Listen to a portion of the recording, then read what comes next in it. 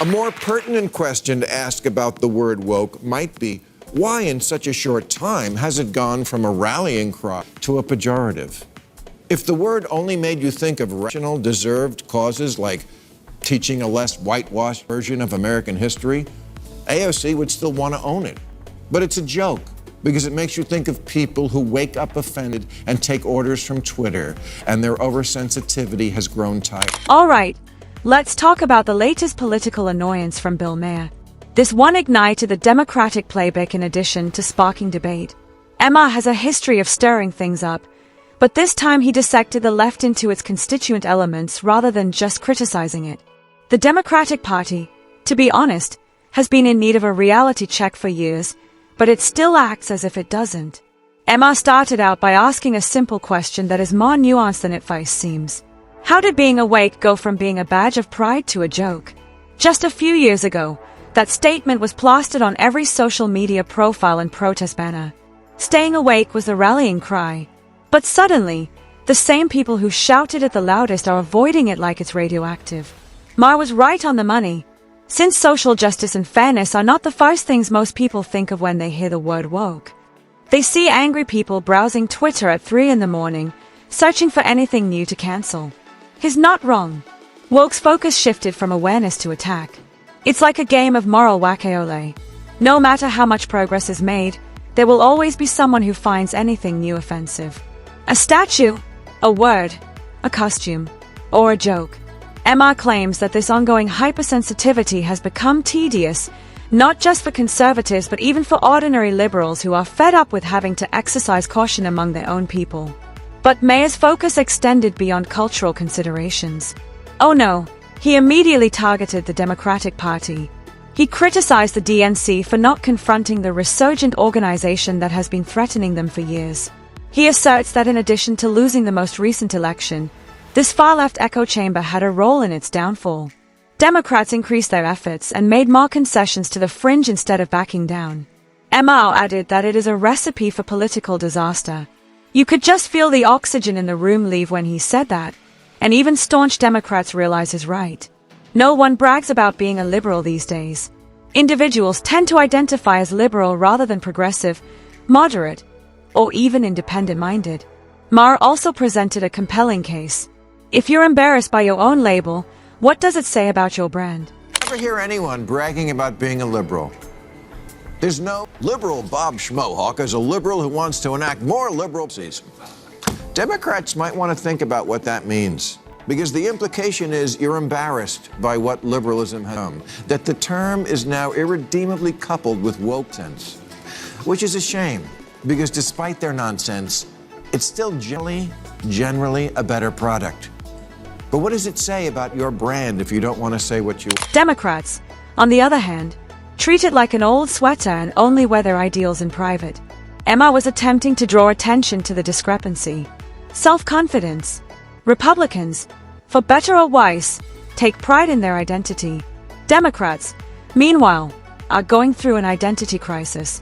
Because they are striving to please everyone and are fearful of offending anybody, they have lost sight of their own ideals. Maher asserts that you'll fall for anything if you don't stand for something.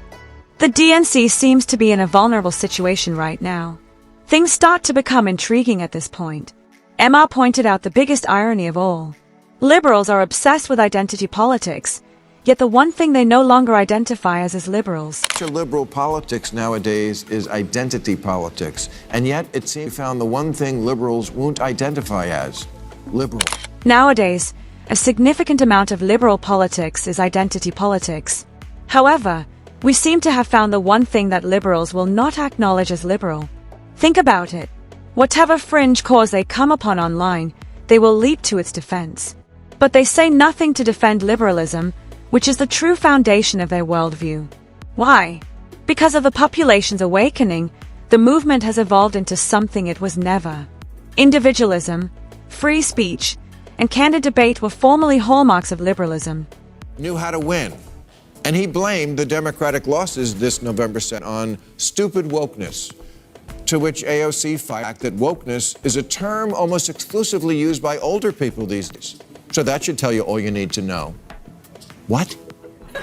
This is a term folks like you brought out very recently and had been proudly displaying it every March since. Just last year, The Guardian declared woke the word of our era. I guess they didn't get the memo from the Mean Girls Club. We don't use that emoji anymore. Woke, please, we say fetch now. It has been taken over by those who dismiss anybody who dared to have a different opinion. Mars, today's liberals don't talk to each other. They take away. They don't make sense.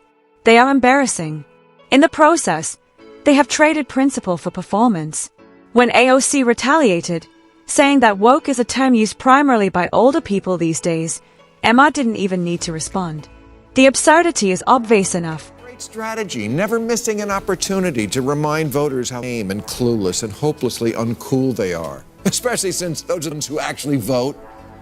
But okay, fine. What word would you like us to use for the plainly insane excesses of the left that are not liberalism, but something completely different? Because you can't have that word liberal from us and think it should cover things like canceling Lincoln and teaching third graders their oppressors. That's all you... The same activists who made woke the term of the decade now acting as if it's embarrassing.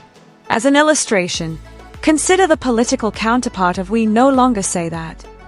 I apologize, but just because a word no longer improves your image does not mean you may stop using it.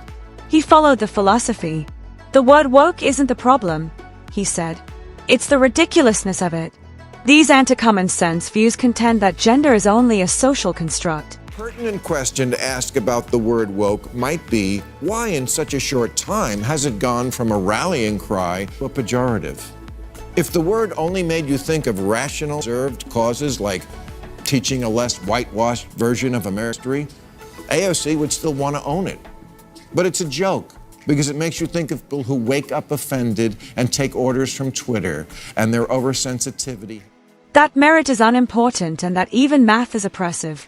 The same ideology that aims to rewrite history and destroy everyone who doesn't pass the present purity test. What a great concept. Voters are continuously reminded of their ineptitude, sloth, and despair. They are just giving it a new name. Behind a new hashtag, phrase, or name, it's the same old nonsense. When the packaging is altered, the contents don't change. Perhaps a more pertinent question about the word woke is why it has gone from being a rallying cry to a derogatory phrase so quickly. There's so much to admire there. I was one of her first supporters for the New Deal idea. But that will probably never happen because Democrats don't go anywhere these days where they're not pre-adored. And that's my last bit of advice to them. Go where the amen corner isn't. Do Fox News. Be brave. Come here.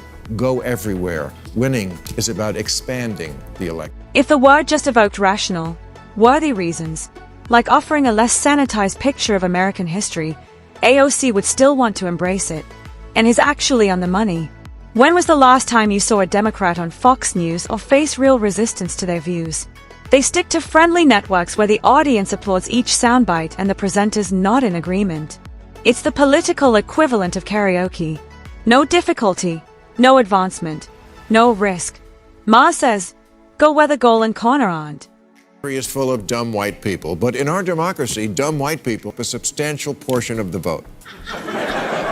The median voter is a white person in their 50s who didn't go to college, their favorite TV show is NCIS, and their pronouns are what? I don't know what the you're talking about, and get away from me.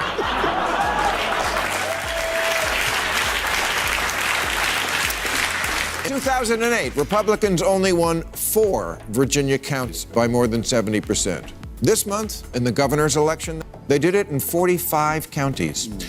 And this is what a lot of Democrats were told was the reason for that. Glenn Youngkin's win proves white ignorance is a powerful weapon. Racism still works in Virginia. It's not the messaging, folks. This country simply still loves. Be brave enough to go outside of your comfort zone. Rather than keeping your critics quiet, discuss them. Because if your ideas don't hold up to a few difficult questions, they may not have been that powerful in the first place. And, let's be honest, he's right again. The biggest problem facing the DNC is not a lack of passion. The issue is their lack of confidence. They hide behind catchphrases and public relations buzzwords rather than facing the tough facts of why they keep losing elections. Have ruled out is vote Democrat because white people suck. That's It's like trying to get laid by saying, "You're right, want to dance?" You're alienating a whole lot of people, particularly white without a college degree, which is most of them, in a country that's still 70% white. I'd say do the math. Maher's annoyance is shared by many independents and moderates who look to the left and ask themselves, do you even hear yourselves anymore? He reminded them that the average American voter is neither a coastal academic nor a Twitter influencer. The median voter is a 50-year-old white person who never went to college, watches NCIS, and doesn't care about pronouns. It's not disrespectful. Please share this breakdown with someone you believe should see it. Hit the like button and subscribe for more videos like this one. A couple of weeks ago, Amy Klobuchar was here, and when I suggested the Democrats a messaging czar, she offered me the job. Well, you need a messaging czar in your party. Do you think it should be you? I'm flattered. But after careful consideration, I must decline. The hours it would take me away from home make it very difficult on my family.